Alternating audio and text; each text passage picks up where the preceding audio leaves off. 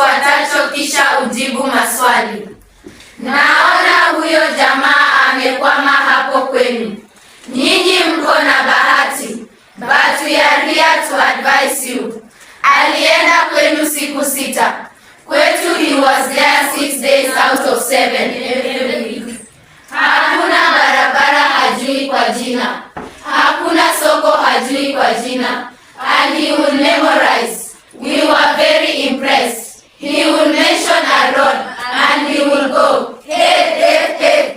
Ndiyo barabara itoke Mandera, ikuje Lamu, ikuje Gare, ikuje Elwa, ikuje Kobo, ikuje pale Kotulo, ikuje Tabas, ipitie hapa Wajia, iende Samatan, iteremke Mandogashi, ifike Isiolo, iende Nairobi, ili watu wa Northern Kenya wanaopiga kura wakae kama Wakenya wengine. Hurra!